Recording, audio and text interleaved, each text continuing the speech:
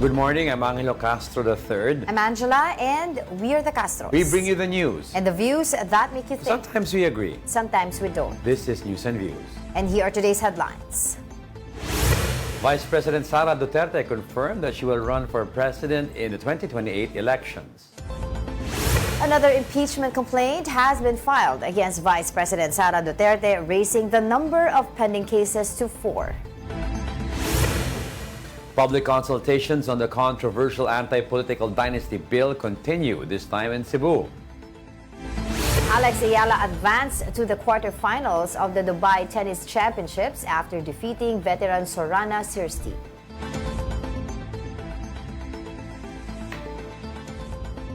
First in the news, former President Rodrigo Duterte is asking the International Criminal Court's permission to skip his confirmation of charges hearing next week.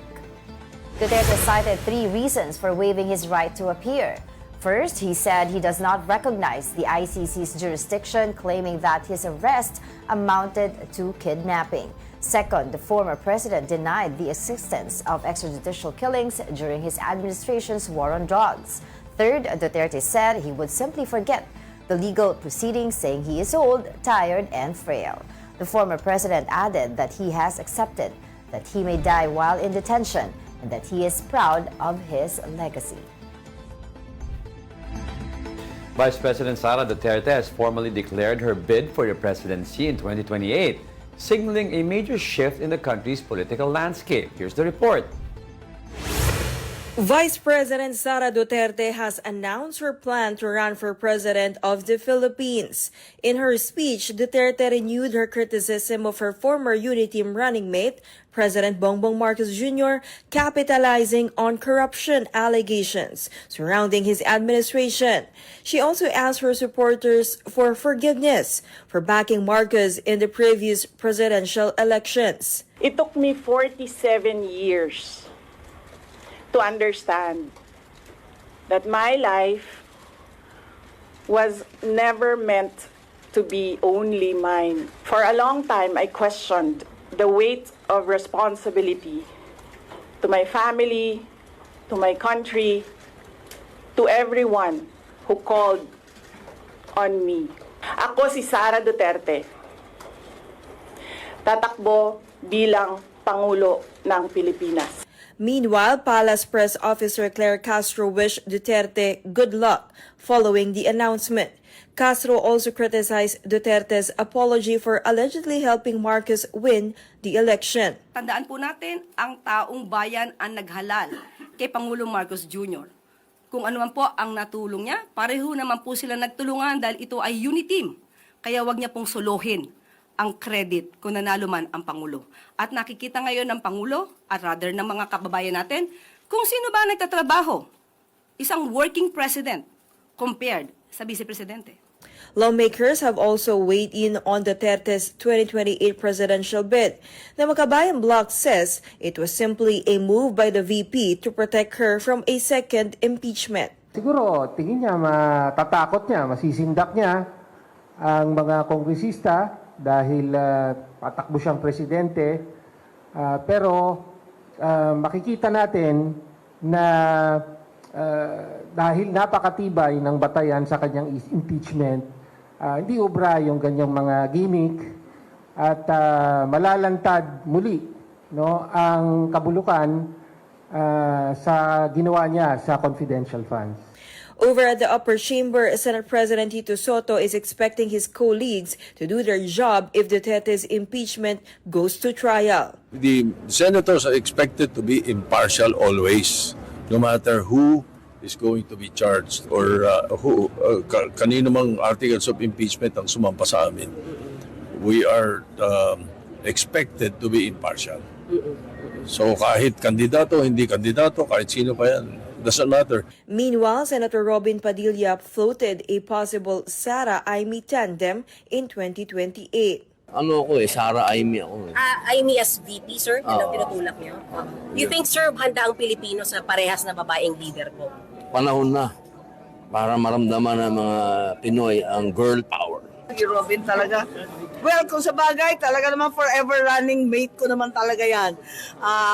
Takbo, gapang, luhod, patayo, paupo, hindi ko naman siya kailanman iniwanan.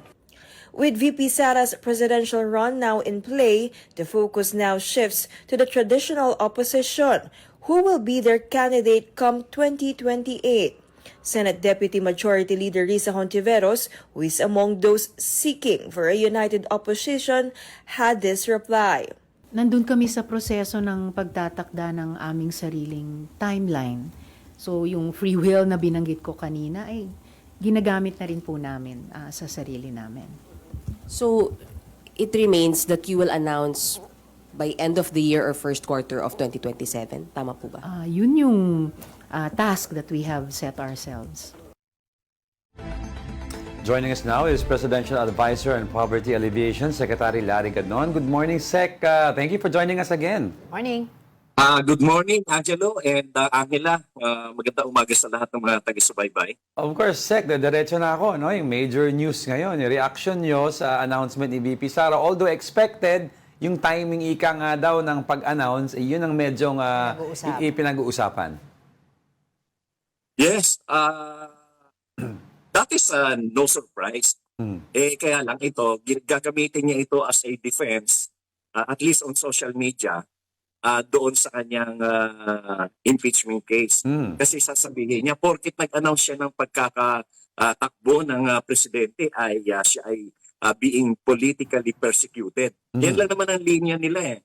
Wala naman lusot siya doon sa mga anomalya niya doon sa kanyang intelligence and confidential funds eh. Yung sinasabi nila na confidential nga yan eh. But how about this? Ito lang isa ko ipo-point out Nag-certify sila na nagbigay sila ng 15 million sa Armed Forces of the Philippines doon sa kanilang youth summit. Sabi ng AFP, wala naman kami natanggap na perang ganyan. So doon pa lang, kitang-kita mo na talagang may anomalya. That's aside from the Mary Grace Piatos and everything that is being mentioned now by her former organizer of Run Movement. No? Makikita mo na talagang ito. At saka isa pa, kahit naman mag-announce siya, wala naman siyang panalo eh. Do you know that in 2021, she refused to run for president? Kahit anong pilit ang ginagawa sa kanya ng tatay niya, kahit na ang ginagawa ng Run Sara Run Movement na lumawit na yung dila ni Vivian Velez, ng kaka-Run Sara Run na yan, nag-nationwide pa sila ng online launching of the Run Sara Run, pero wala naman nanood. This is what happened, no? Nagpa-survey ang Malacanang noon, noong 2021, middle part of 2021, ng kung sino ang malakas na presidential candidates. Hindi nila ginamit dito yung Pulse Asia at saka SWS kasi alam naman natin mga bayaran yung mga yan eh. Propagandist yung mga yan. Kaya ang ginamit nila dito sa survey na ito ay yung mga congressman. The congressmen were asked to conduct an internal survey within their districts.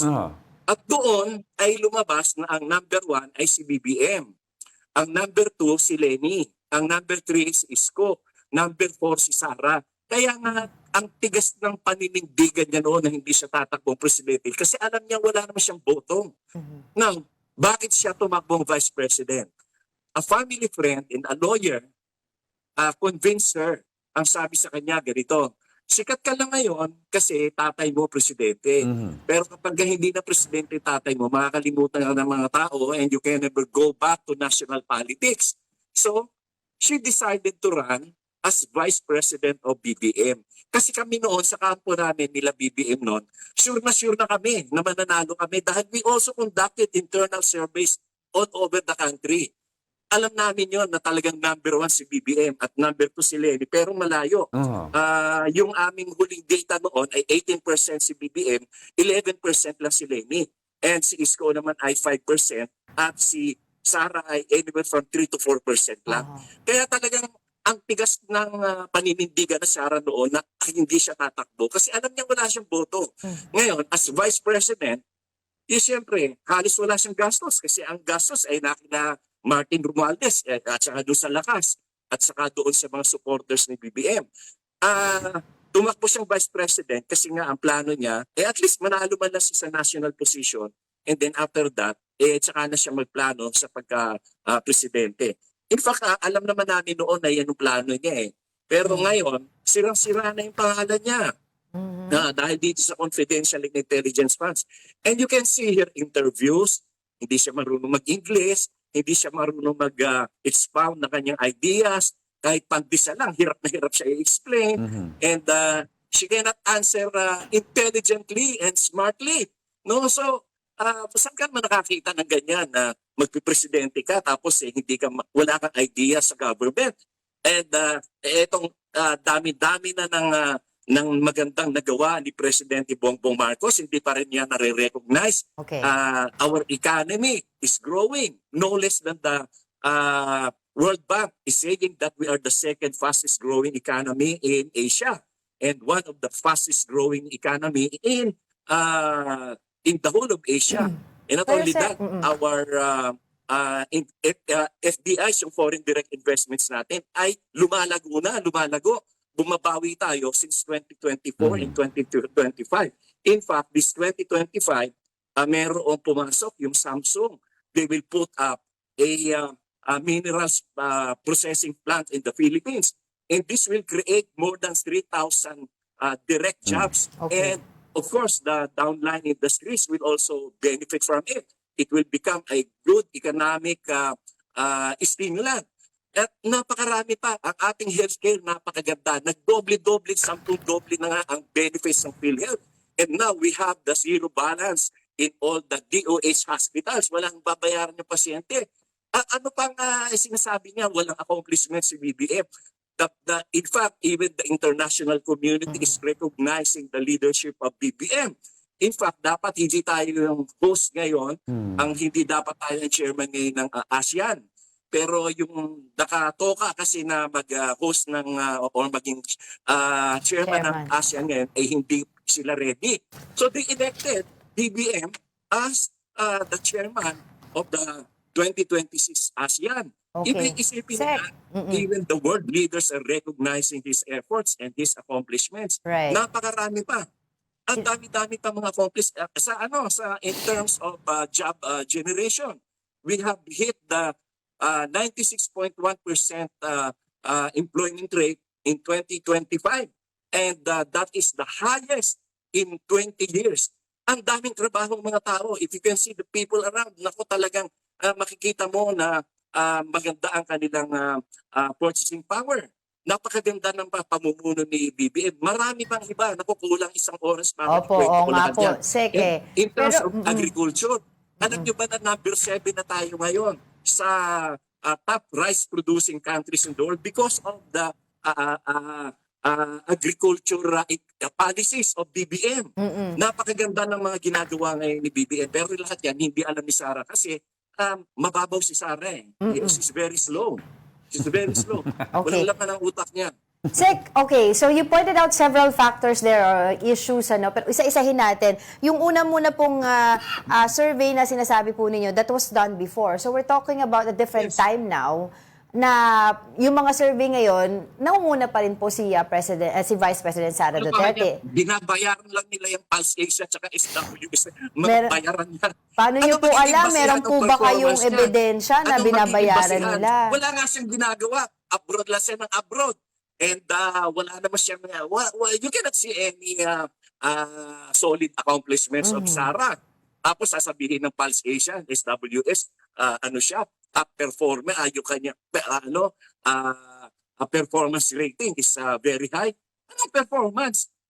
Kasinungalingan yan. Bayaran kasi yan SWS sa Pulse Asia. Naku, Secretary, meron po ba kayong Baka may ma-share kayong mga meron po ba alam kayong kayo. basehan or proof para po masabi na Kita mo, bayaran sila? Nung bago palitan ng Smartmatic, ang ginagawa, kasi sindikato yan eh, Smartmatic at saka itong Pulse Asia, SWS, whoever candidates that are listed by Pulse Asia and SWS, yung din ang ilalabas ng Smartmatic. Paalam naman nagkaroon ng sobra namang coincidence yun. Nako. No? Pero Sek, okay. Magsasurvey sila ng 1,200. on a population, on a voting population Yeah. of 17 million Filipinos, tapos 1,200 lang yung survey nila, tapos meron na silang listahan agad. Ngayon din ang ilalabas ng Smartmatic. Oh, sige, Sek. Kaya Ibang naman natin issue yan. magkaraya yung Smartmatic eh. Kaya balikan po pinalitan na nga natin. sila. Ito naman pinalit, mandaraya din. Sek, ibang issue yan. Balikan Alam niyo natin ba yan kung sa sino susunod na may-ari bisita ng Miro? mo. Alam niyo kung sino Sino may-ari po? ng Miro? Sino, Sek? Si Vizcaya. Oo St. nga. Timothy Construction. You can check that in SEC. You can check that in Comelec. Okay, so balikan po natin, Secretary, itong si VP Sara, yung kanyang pag-a-announce ng kanyang intensyon sa pagtakbo sa pagiging presidente sa 2028. Sabi po nila ay this would solidify yung mga support niya among lawmakers, especially lawmakers sa Congress, na maaaring mag-shift po yung boto. Yung mga bumoto nung nakaraan ng pro-impeachment ay maaaring hindi na bumoto. Your take on that?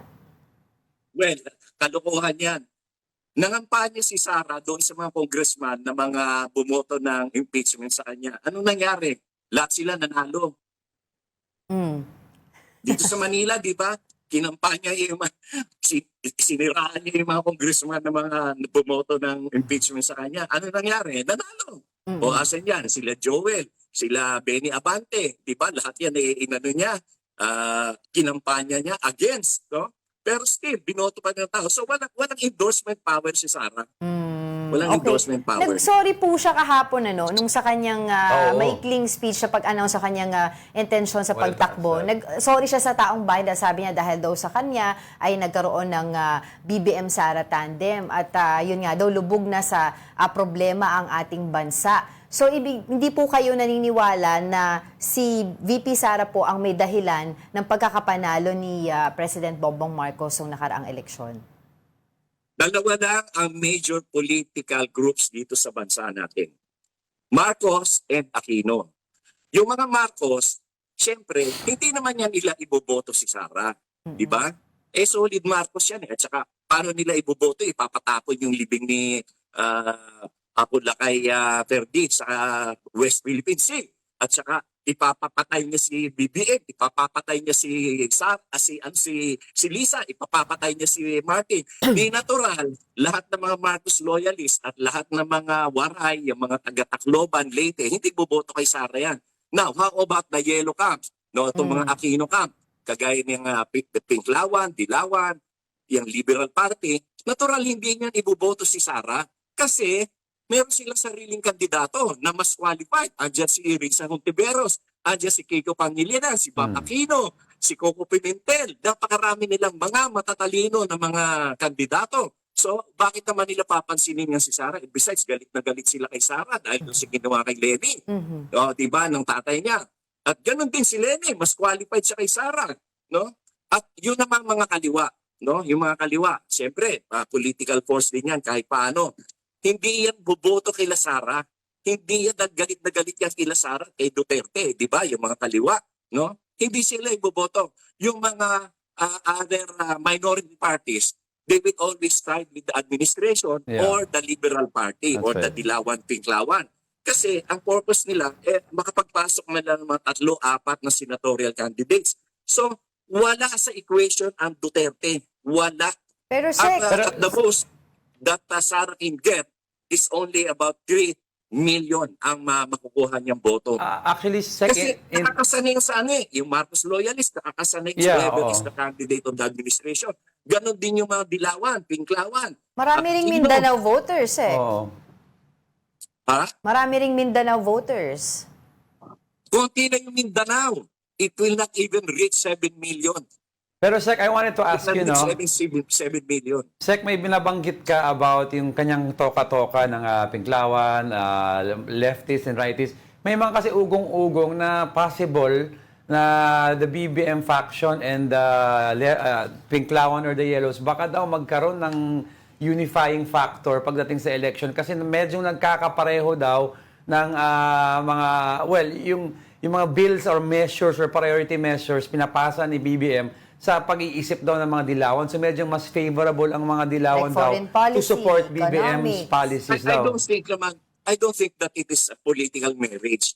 It's just that Possible. yung kasing mga Dilawan, they criticize, but sensibly. And sila, yung criticism nila is ang purpose nila is to improve whatever law or whatever bill or whatever actions that the government is doing. Pero hindi mag-destabilize na kagaya ng ginagawa ng mga Duterte. It doesn't mean na magkakaroon ng political marriage kung halimbawang pumabor man.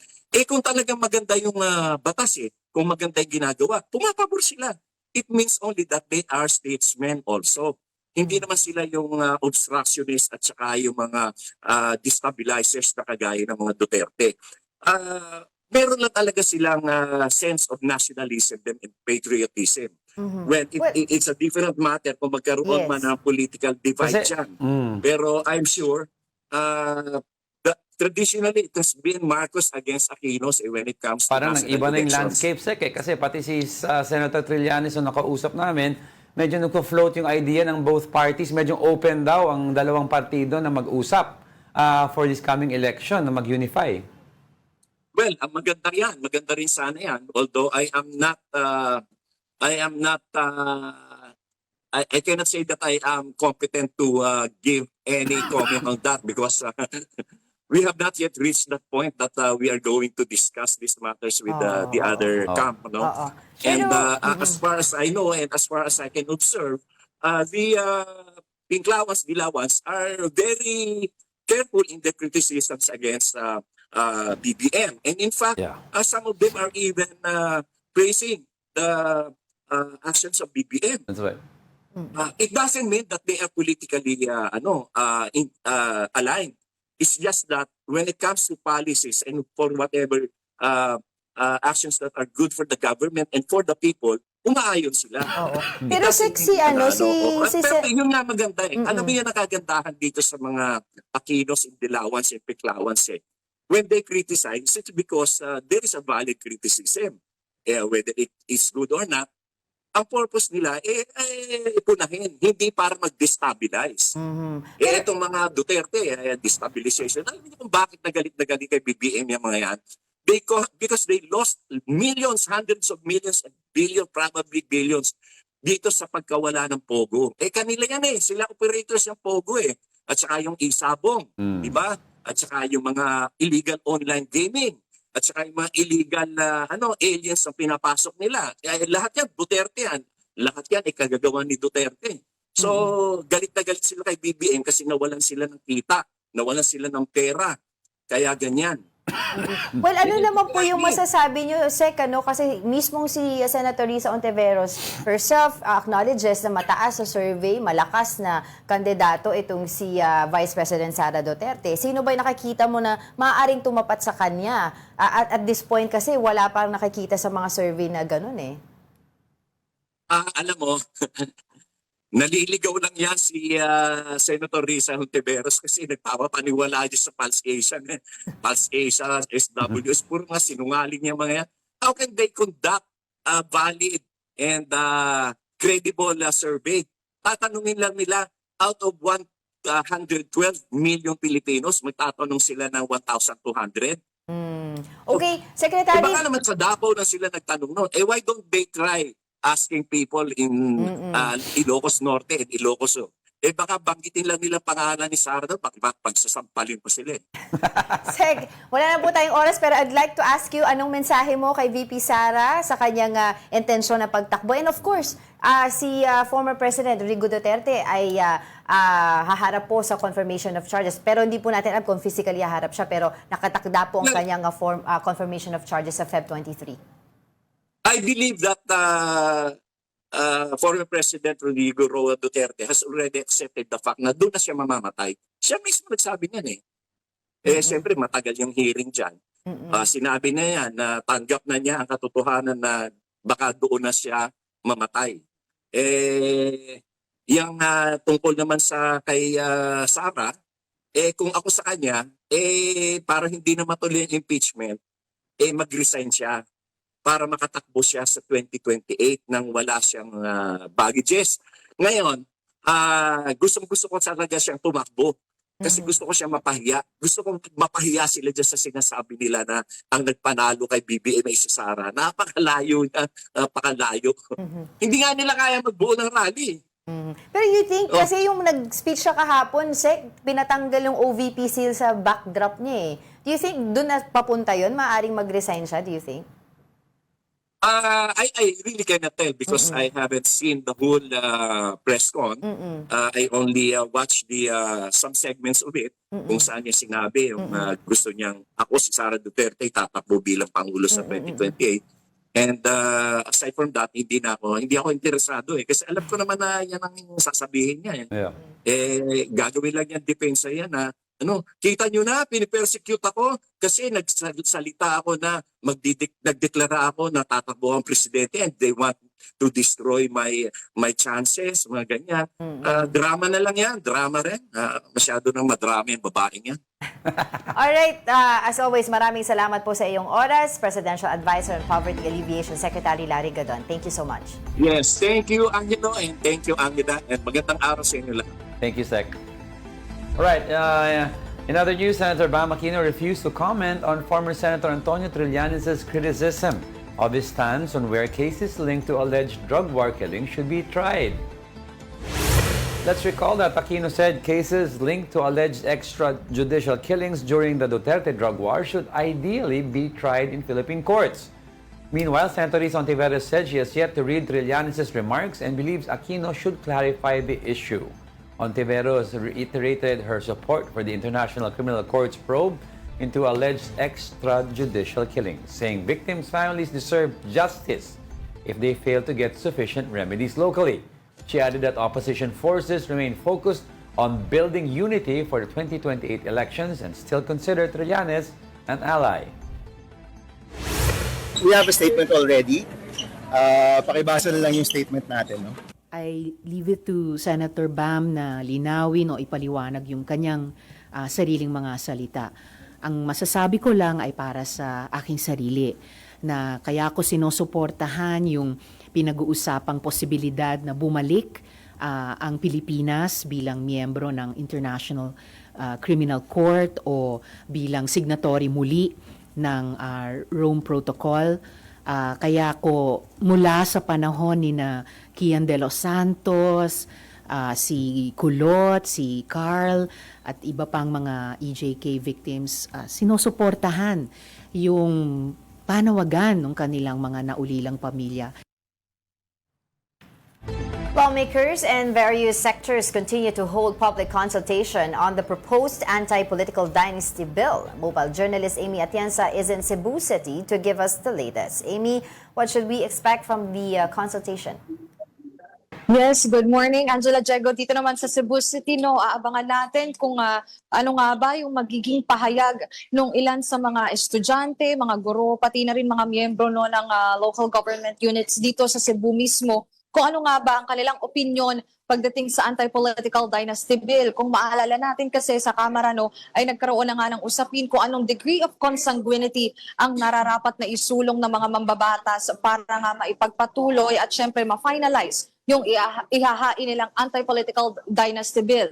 Kanina ay nakausap na rin natin si Congressman Egay Erice at sinasabi niya na crucial at very important na magkaroon nga ng ganitong public consultations dahil dito makikita kung ano nga ba yung nararapat nga na degree of consanguinity, maging yung mga issue na kailangan pang talakayin ay masasabi na rin daw kasi dito. Bukod pa dyan, nabanggit na rin ni Kong Erice na after nito ay syempre doon mapapatunayan na kinakailangan nga din yung kanyang na-propose na bill kung saan ang sinasabi niya doon sa bill niya mismo naman ay yung second degree of consanguinity at for him daw kasi kaya daw second degree of consanguinity ang kanya isinusulong ay dahil nga daw sa kanya ding experience mismo kung saan marami na raw siyang political dynasties talaga na natalo sa mismong area niya sa Caloocan. So nakikita niya na mahihirapan kasi at imposibleng maisulong kung fourth degree of consanguinity yung ipagpapatuloy sa Kamara. Na tanong din natin kung may timeline na ba pero since yung Senate daw nagpahayag na by March ay hopefully nga daw sa Kamara ay ganun din yung magiging timeline para nga daw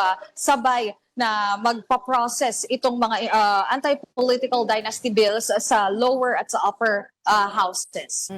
Amy, alam ko napakadaming mga bersyon ng anti-political dynasty bill ang pinag-uusapan ngayon dyan sa consultation. Pero base sa inyong obserbasyon sa mga consultation, discussion na nangyayari ngayon, mas saan pumapabor yung diskusyon kung kaninong bersyon ng anti-political dynasty bill ang maaaring mapunta, ipasa sa Kongreso? Well, so far, nung nakita natin yung list ng 24 past bills about anti-political dynasty sa Kamara, mas marami yung nagsasabi na nasa second degree of consanguinity yung nararapat. And actually, nung narinig din natin yung hearing talaga ng House Committee on Suffrage and Electoral Reforms, maraming nagdebate at nag-argue nga na dapat second degree of consanguinity dahil mahihirapan din hindi lamang yung mga mambabatas, maging yung Commission on Elections na mamonitor nga yung hanggang fourth degree of consanguinity. Nung narinig din natin yung nangyari noon sa Cavite, marami ang pumapabor pa na wag munang alisin yung political dynasty dahil nakikita naman daw nila sa kanilang area or sa kanilang province na maayos naman daw yung pamamalakad. So dito sa Cebu, Angela, nakaka-curious din kung ano nga ba yung magiging pahayag nila dahil maraming political dynasties dito sa Cebu. Meron tayong mga Osmeña, may Rama family, Garcia family. Maging yung mga Frasco ay nagsisimula na rin nga mag-build dito sa Cebu. So iniintay natin at abangan natin kung magiging same yung opinion nila sa narinig natin sa Cavite na hindi naman kinakailangan pa itong anti-political dynasty bill para nga doon sa mga susunod pang taon na sa susunod pang elections. So yan yung kinakailangan nating abangan. Pero so far doon sa bills talaga na na-file sa Kamara, mas marami yung pumapabor naman sa second degree of consanguinity at hindi na din naman nila i-disregard ng mga mambabatas na nasa priority bills na nga rin ito ng Pangulo. Alright, maraming salamat, mobile journalist Amy Atienza reporting from Cebu. We'll be back with more stories after the break. Keep it here on One News.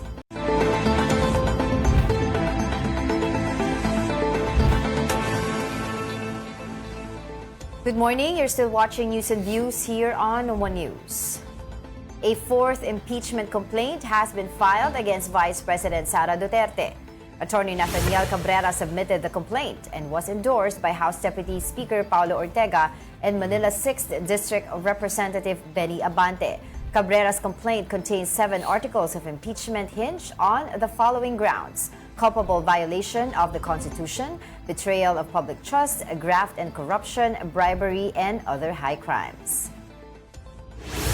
Walang vice presidenteng nagsasabi na may kinausap na akong taong handang pumatay sa isang presidente. That will always be an impeachable offense. To help us unpack the implications of the fourth impeachment complaint against Vice President Sara Duterte, we're joined by former National Security Advisor and political analyst Dr. Clarita Carlos. Doc, thank you very much po for joining us. Good morning. Morning. Hi, good morning sa inyong dalawa.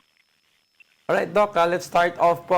Maybe you could educate us a little of the significance of this fourth impeachment complaint politically and legally against the Vice President. Well, it is very obvious to somebody who's an IQ of 110 that where this is going. So we'll see. It will have to go through the proper processes and procedures there, and we'll see whether it will prosper and whether that can be elevated later to the Senate for trial and conviction and possible conviction. We'll see. All right. And then what does the filing strengthen or weaken the case against the Vice President? This is the fourth, and of course, wala pa to sa Committee on Justice. Well, nobody knows that. Impeachment is both a political and legal action. And for most parts, not only here, but elsewhere in the world where you have this process, it is more like a political action of the legislature. So there are too many moving parts, and anybody making a prediction is making a mistake.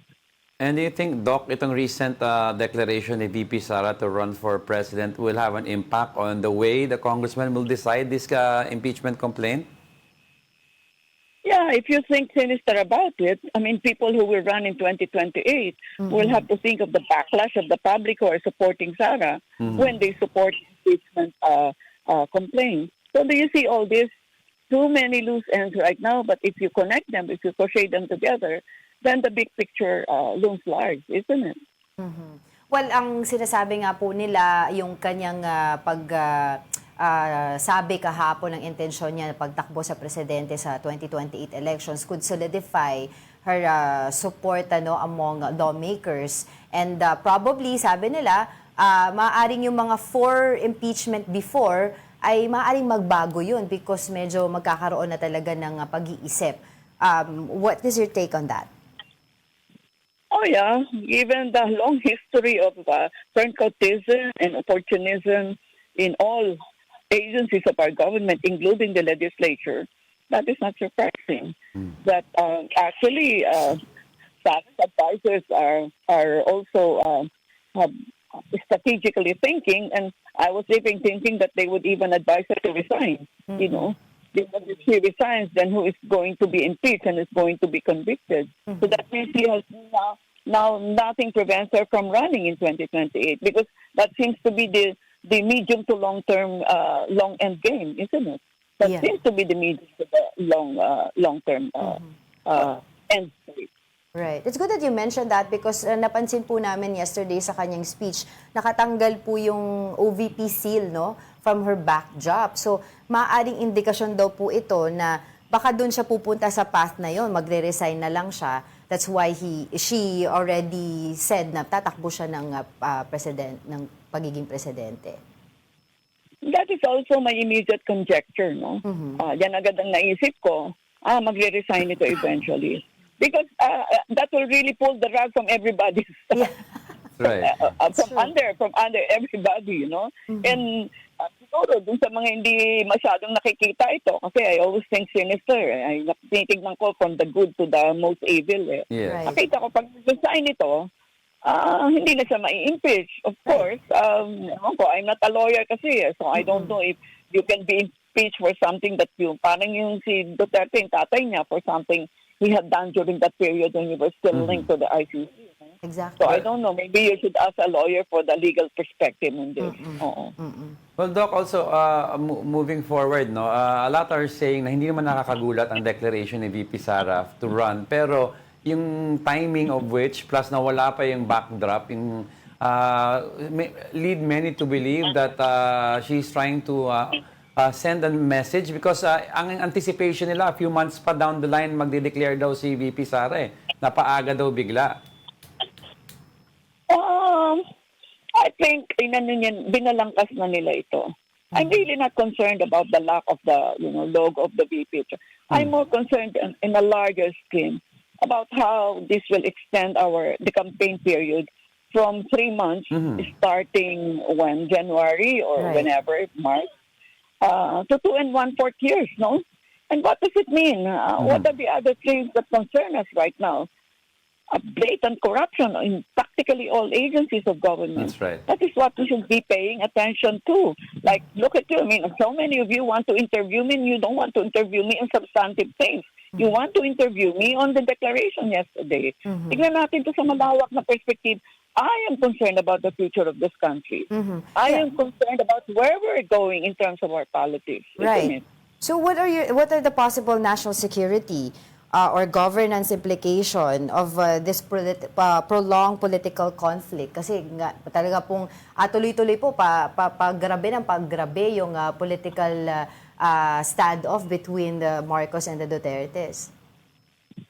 I just hope the president puts stresses on do not stop looking at the ball, and the ball really it would be all the anti-corruption moves being done right now, which should have a conclusion. Pag wala na namang conclusion yan, tapos natabunan na naman ng more sexy and more more insidious headlines, where are we na naman? Right. Binagsak niya, we'll drop the ball again. I mean, where are we? And ano na lang mo ipapakita natin sa ating mga tao? Let's not talk again about the international community. Where? I mean, I am sure the level of outrage is up to there, isn't Yes. it? And So, Doc, it's a good thing you mentioned that. We spoke to Senator J.B. Ejercito a few weeks back, and he has spoken to several investors down who are a little, who have pledged, who have made initial pledges, who are rethinking about pushing through with these investments due to the political climate. If we don't resolve these corruption issues in the next, at least see a path or a clear path of a resolution, do you think it will hurt our economy starting with the next few months moving forward? tremendously. You're not only looking at foreign investors, you are looking at local investors. Where are they investing? They're investing in Vietnam. They're investing in China. They are investing in an environment which is fairly certain. Because investors, they're not carrying a flag. They only want to invest their money where it will grow. Isn't it? Sa kanila, patriotism, nationalism, they are bad words. No, those are not basis for investment. So we are talking local, we're talking foreign. If the locals are just sitting back and standing idly by, what jobs will be created? When you don't create jobs, you're graduating thousands of them every graduation month. Yeah. Where are they going? Huh? Because if you don't have jobs, you know what that means. Both of you have jobs. You know what it means in terms of your self-worth. Suddenly, my self-worth is at the bottom of my feet, and I decide to think something not good. You know, I mean, multiply that millions over. How many graduates you are churning out of universities and colleges who cannot find any job? That's fine if they're nurses because they have some options. If they're medical workers, what about those who do not have such options? Can you imagine the social anomie, the alienation, the violence that will arise therefrom? That is what I'm thinking. I'm thinking writ large. I'm thinking this announcement yesterday, it's a small narrative. I'm thinking of the backlash to this and how it affects the many, many aspects of our political life. That is what we should be thinking about. Right. And ngayon nga po, sabi nga nila, patuloy naman yung mga hearings, investigation, but until now, like what you pointed out earlier, ay wala pa rin naman talaga nananagot. But of course, ang sinasabi ng administration regarding this, mahaba ang proseso, they are just following processes, and that hindi naman sila nagmamadali because baka in the end, meron nga silang mapakulong, pero in the end, makalaya din. So, what are your take on that? Yeah, you're right, no? I have been a victim of our very, very slow justice system. And I know, hindi sila pwede magburara kasi sa dulo, talo din sila, hindi rin sila makapreso. Right. So wag din tayong manghingi ng madaliin nyo yan para may mapreso. Eh, yung mapreso ay hindi na. Dahil siyempre yan, may mga salapi yan para magbayad ng magigiting at natatalinong lawyers, di ba? Maya, andyan na yan. Di ba? So let us not also do that. But at the same time, Boying Remulla is my student and I know his caliber. He's one of my top star students. I think he will do what needs to be done. And I think being the head of the DOJ, hindi ko alam kung sino head ngayon ng DOJ, dapat na pabilisin din naman ang justice, no? Corny man sabihin, justice delayed is justice denied. Right. Patay na nga yung tao, hindi pa natapos yung kaso. Exactly. Alam mo yun? Saka, ma'am, kasi ang nangyayari po, kapag iba yung presidente, naiiba din po yung, may nakulong under a certain administration, pag napalitan, napapakawalan po yung napakulong. Pinardon naman, no? Wow, nasaan ba tayo? I think we are in a worse situation than the United States right now. If I may say. You think? Exactly. And Doc, I wanted to ask your opinion, Doc, about sinasabi nila might as well abolish daw the ICI and realign resources and funds towards the Ombudsman to solidify his units against yung mga certain infrastructure corruption issues. Ano po ang take nyo sa idea na yan na ibigay na lang yung pera na binibigay sa ICI to form a special unit within the Ombudsman? Unang-una, dapat hindi yan tinatag. Kasi given all the relevant agencies right now, kayang-kaya naman nilang gawin yan. Nalulunod na tayo sa penal and civil laws that will cover all those things that they're investigating. Isa na lang tao yung natitira dyan, naglagas-lagas na silang lahat. Yes. Diba? Tama ka. Yan ang kanilang gawin, bumalik sila sa mga ahensya who have the relevant mandates, And huwag na tayong magdagdag ng salapi pa para ibibigay mo dyan sa staff niyan o kaya yung honorarium ng natitirang member, no? Ang hilig kasi natin, pag meron tayong problema, task force agad. Gawa ng department, That's right. gawa ng institute, Ad hoc gawa ng committees. authorities. Wala na, namumunga na ng katakot-takot ng ahensya yung ating I've written a book on bureaucratic reform and I know whereof I speak. We are really just, yan ang unang-unang ni-report nung nasa cabinet pa ako ni President Bongbong na parang second cabinet meeting namin na sabi niya, we are going to right-size the government. Nagtaas ako ng kamay agad. Sabi ko, with all due respect, Mr. President, nobody will abolish himself. Nobody will merge himself or his agency. It has to be done by an external entity and preferably a presidential commission on right-sizing. Hindi naman niya sinunod yun. Pero nakita mo, where are we now? Exactly. Dinagdagdag na naman ng department si Balisacan. Di ba? Sanga-sanga na naman ng ating Bureau of Logistics. Parang yan, ma'am, yung gawa ng batas, ang dami na ng batas, di lang alam i-implement. Alright. Yeah, tell me, no? Yeah, tell me. opo. So, napakaraming nating suliranin. Pero ang magandang parte diyan, we are a very wealthy country in terms of our natural resources That's true. and in terms of our human resources. Ipagdugtong nyo lang yung dalawa yun, the human and the natural resources. We will be the leader of Southeast Asia and we will be a self-sufficient country. And we can stop all this build-up of missiles in our EDSA sites, supply depot in Subic. All this leaning and moving towards the arms of the Americans, we can all change this, no? And let us follow a policy of strategic autonomy. Wala tayong kinikilingan. I-review natin yung entity. I'm sorry if I introduce this national security perspective, but yes, why don't we do that? Pwede naman natin gawin yun. Napakayaman nating bansa, no? Yeah, I Kaya agree. maghanap tayo ng liderato who will put this together and make us great. Oo, And make us great, really. Exactly. Diba? Tama po kayo dyan, ma'am. Actually, I wanted to ask you about yung issue din natin sa West Philippine Sea. It's that wala na po tayong oras. Hopefully, we can invite you again para po malaman namin yung iba pa po ninyong insight regarding another national time. security.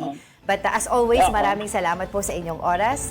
Sa magaganda po ninyong insights, former National Security Advisor and Political Analyst, Dr. Clarita Carlos. Maraming salamat po. Good morning. Good morning. All right, don't go away. We're not done yet. Stay with us.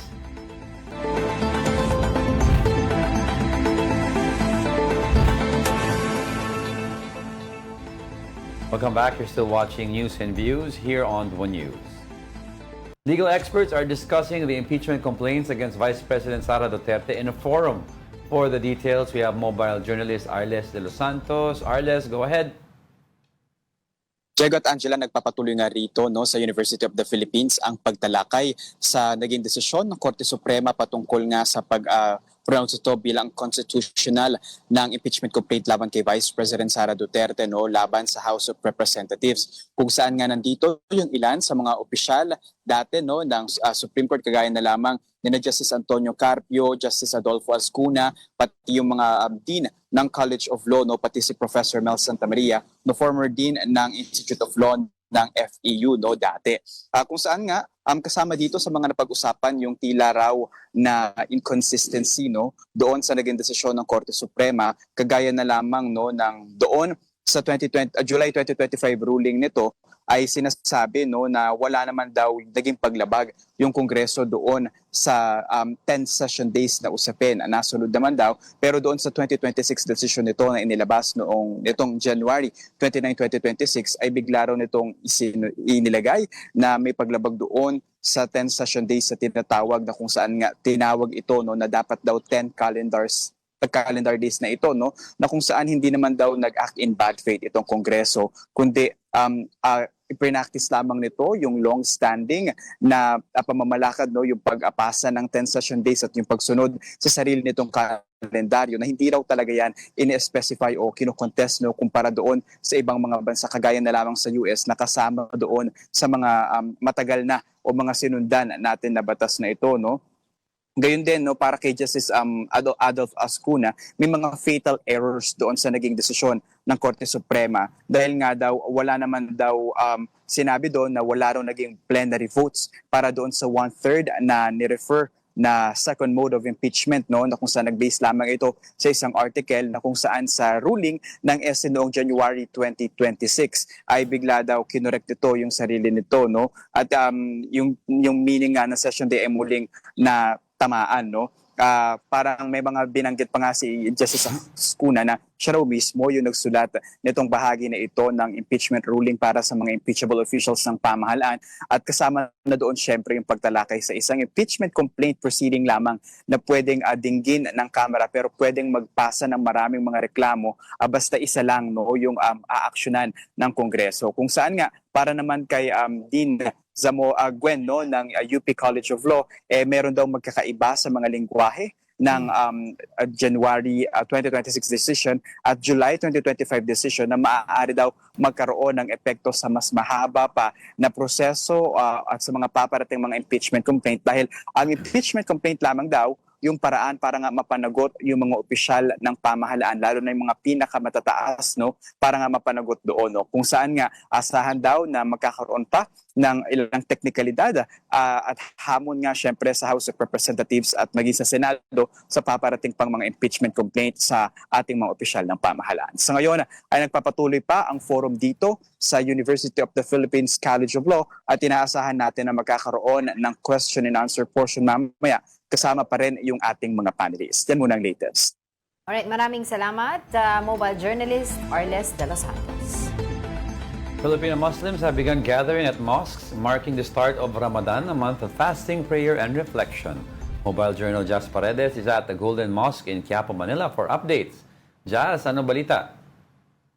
Angela, Diego, assalamualaikum. Nandito tayo ngayon sa Manila Golden Mosque sa Quiapo para sa opisyal na pagsisimula ng Ramadan ngayong araw. Ito ay matapos sa hindi mamataan yung crescent moon sa isinagawang moon sighting activity noong Martes. At itong ang Ramadan ay buwan ng pag-aayuno ng mga kapatid nating Muslim, at ito yung itinuturing din na pinakabanal na panahon para sa pagninilay, pagdarasal at pag-aayuno mula pagsikat hanggang paglubog ng araw, bilang paggunita ito sa unang pagpapahayag ng Quran kay Propeta Muhammad. At kasabay nga ng selebrasyon nito ay 5 beses nagdarasal yung ating mga kapatid na Muslim kada araw. Ngunit bago magdasal, no, kailangan muna nilang dumaan dito sa ablution area. Ipapakita ko sa inyo. Nandito siya sa aking gawing kanan. Ayan, ito yung tinatawag nilang ablution area kung saan dito sila kailangan mo nang dumaan sa purification o hugasan yung kanilang ulo, kamay at paa bago tumutong dito sa loob ng mosque. At syempre bago rin pumasok sa loob ng mosque, kailangan ding tanggalin yung saplot sa paa, yung tsinelas o sapatos. At para naman dun sa 5 beses na pagdarasal, una ang nagsimula yan kaninang 5:15 a.m. at tinatawag itong ito yung tinatawag na pahar, at yung 12:30 p.m. naman mamaya ay yung tinatawag na luhur, at susundan naman ito 3:30 p.m. ng azhar, at ito yung tinatawag nilang afternoon prayer, at susundan naman ito mamayang 6:15 p.m. yung maghrib o yung kanilang evening prayer. At ayon din sa mga nakausap natin kanina, no, bago mag-maghrib, ito na yung oras na saglit na matatapos yung kanilang fasting, dahil sa mga oras na ito ay tapos lumubog na yung araw. So pwede na silang kumain o minom ng tubig, ngunit patuloy pa rin yung kanilang pagdarasal, no? At pagdating nga ng 7:30 p.m. mamayang gabi ay magsisimula naman yung tinatawag nila na Iza. Ito yung ikahuli dun sa 5 beses na pagdarasal nila.